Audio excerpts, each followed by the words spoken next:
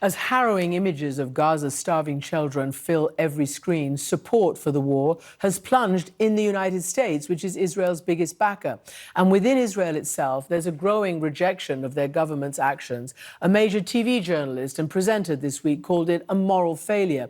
So let's get into this now with Nimrod Novik, who served for years as a senior advisor to the former and the late Prime Minister Shimon Peres. He's now a fellow at the Israel Policy Forum, a US organization dedicated to a two-state solution. And he's joining me from Tel Aviv. Nimrod Novik, welcome to the program.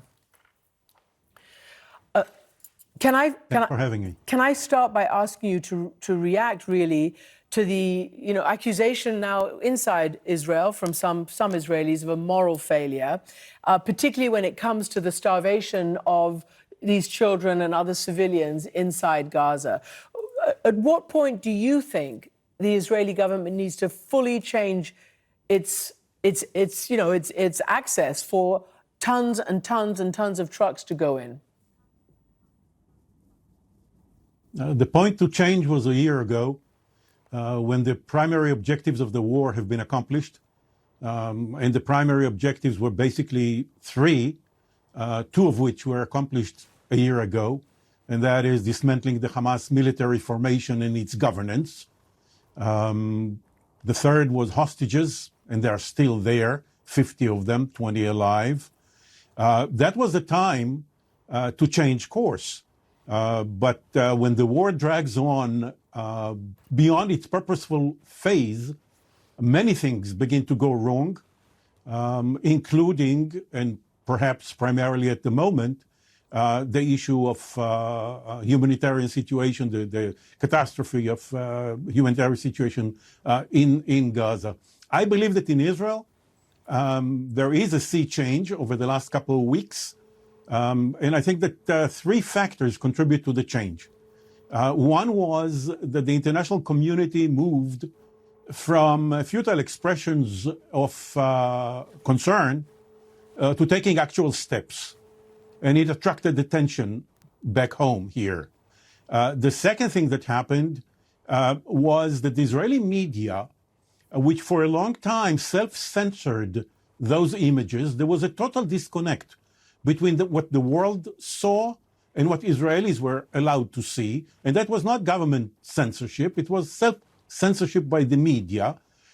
Suddenly gave up on it and decided that you cannot really spare Israelis what's going on in our name in Gaza. And the third thing, to our shame, is domestic politics.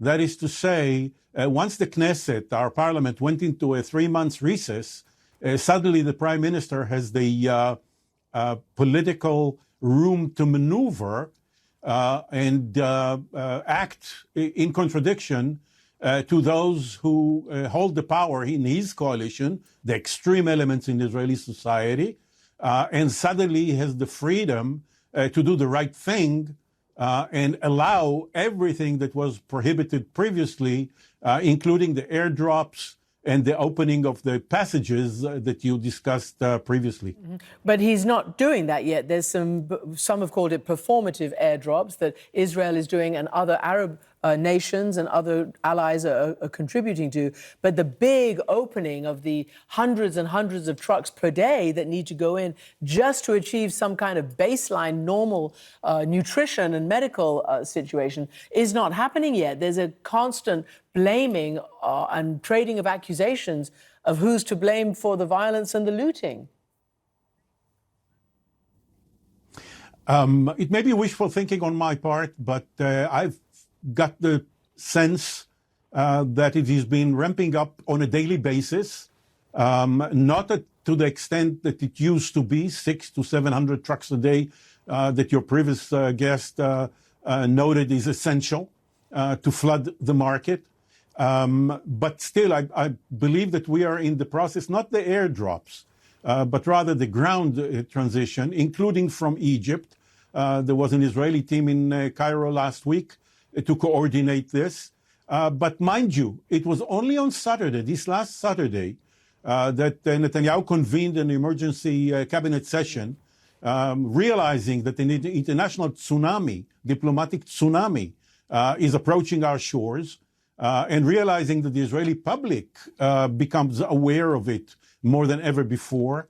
And I think that with his experience and knowledge of the international community and domestic dynamics, I think the decisions made on Saturday are manifesting themselves too gradually, too slowly, but I think in the right direction.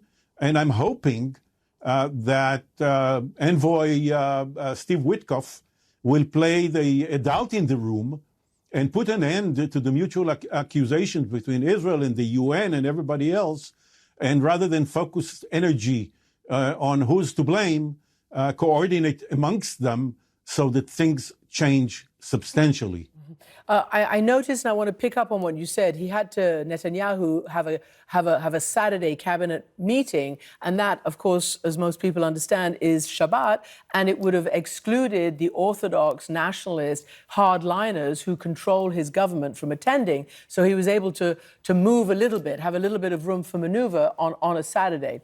But I want to ask you about Witkoff and the Americans. You have so much experience. You have essentially, your whole professional life has been around the peace process, trying to figure out how to secure Israel and the rights of Palestinians in a two-state solution. So it has been said, and in fact, when he stood up in Congress in the United States, Senator Chuck Schumer, the major, he's at the time, the Democratic Jewish leader of the United States Senate, stood up and said, essentially, my main fear is that Israel will lose America's support and be isolated if this kind of stuff goes on, and that is bad for Israel. It's bad for Israel, and it's bad for the Jews. So I want to ask you, Nimrod Novik, whether you're concerned about that now, because American Jews are now having apparently a change of heart, according to polls.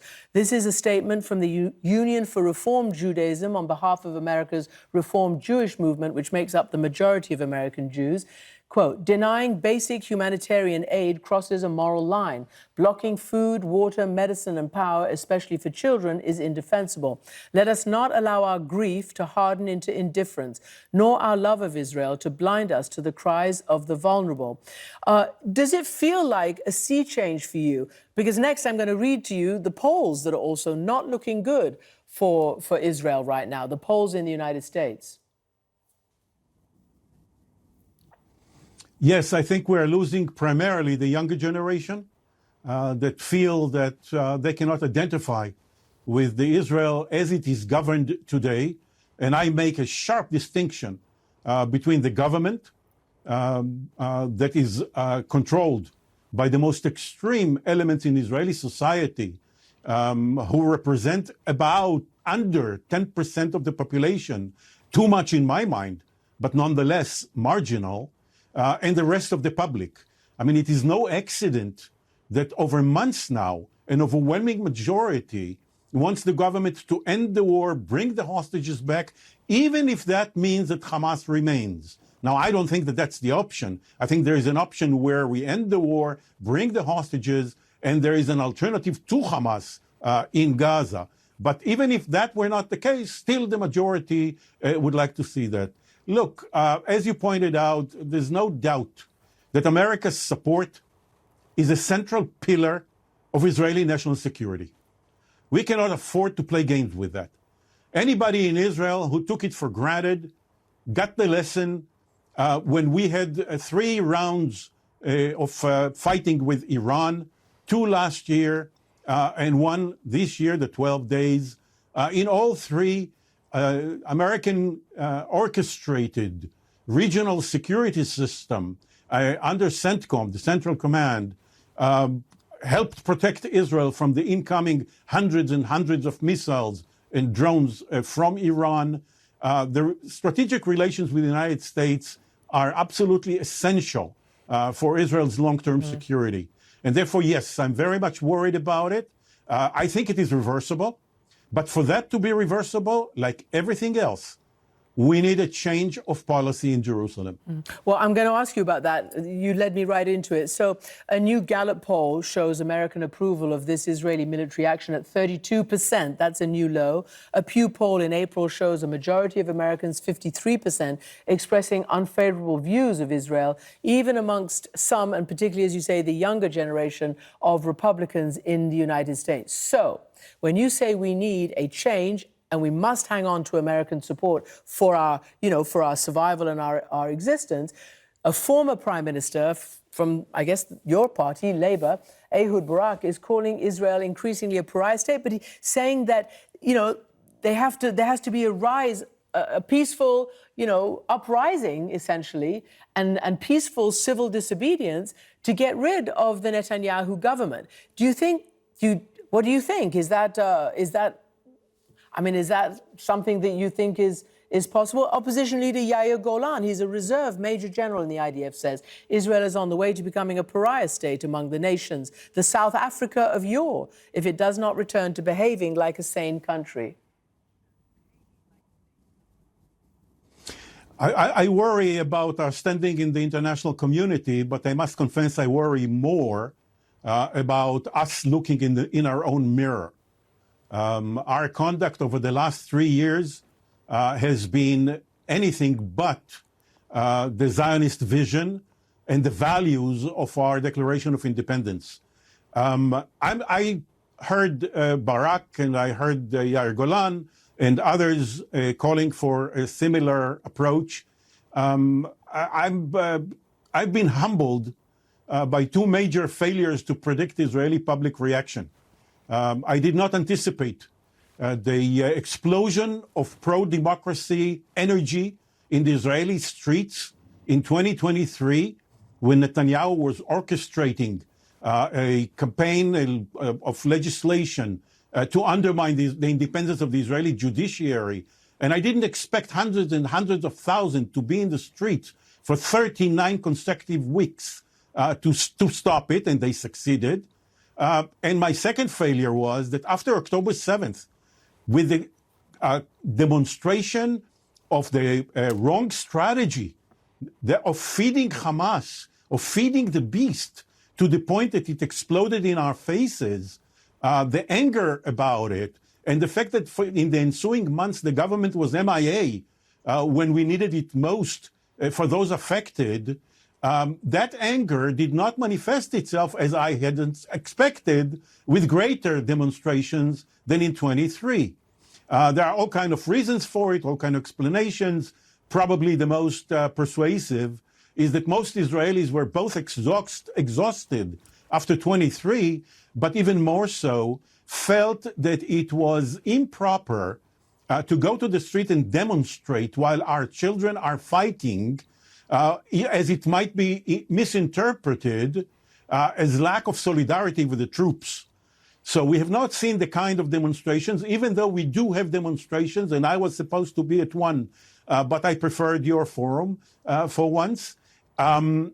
We will see more demonstrations, but I don't think that we will see the kind of shutting down the economy, shutting down the country to the point that the government collapses. I think this is going to happen in the polls, and we're going to have election next year, either early elections early in the year or as scheduled towards the end of the year.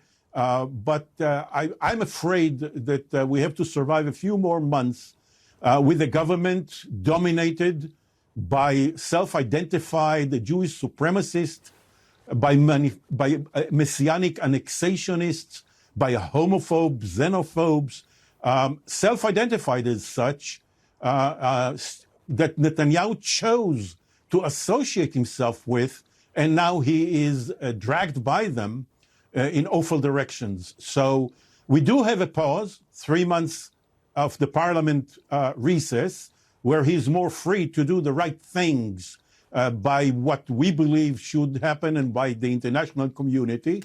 Let's hope that he does that, and let's hope that Witkoff is carrying with him persuasive arguments in order to help steer Netanyahu in the right direction. Well, they say, and I've said it before, that only the United States has the leverage to affect Netanyahu, given how much they support and how many weapons and how much financial and other military aid they've given historically and continue to do so. So you have spent a lifetime being... Including during the strike on Iran. Yes, indeed. You have spent a lifetime being part of the peace process when you were advisor to the late Prime Minister and Foreign Minister Shimon Peres, the two-state solution, endgame, the Oslo process. You've seen now plenty of world leaders, allies, many of the UN Security Council permanent members saying that they will recognize a Palestinian state in the fall unless there are material changes, especially towards a day after, which we've seen nothing from Netanyahu on that. Do you believe that there is any way, because to resolve this politically and diplomatically in the only way that's actually viable, that's been written down on paper?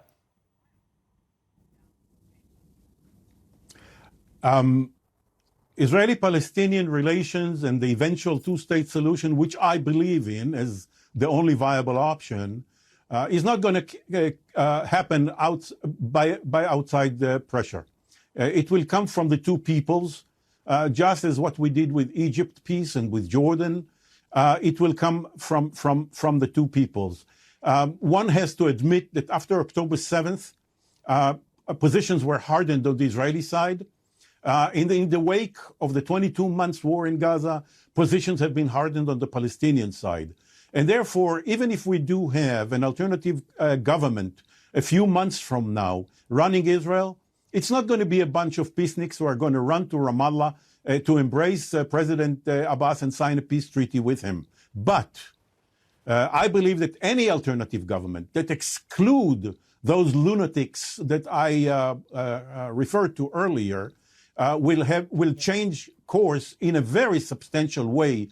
Even though a two-state solution might still remain over the horizon, ending the war in Gaza, changing course by treating the Palestinian Authority as a partner rather than an adversary, arresting Jewish terrorism on the West Bank, ending that phenomena rather than fueling it from inside the cabinet quarters. Yeah. Changing course on these things can open up a path for relaxing tensions, separating the two peoples gradually in a secure way, while taking care of Israeli legitimate security concerns and allowing an Arab coalition to help the Palestinians and us reach the desired outcome a few years down the road. Well, we want to follow up with that at another time, because that obviously is the end game. Nimrod Novik, thank you so much indeed.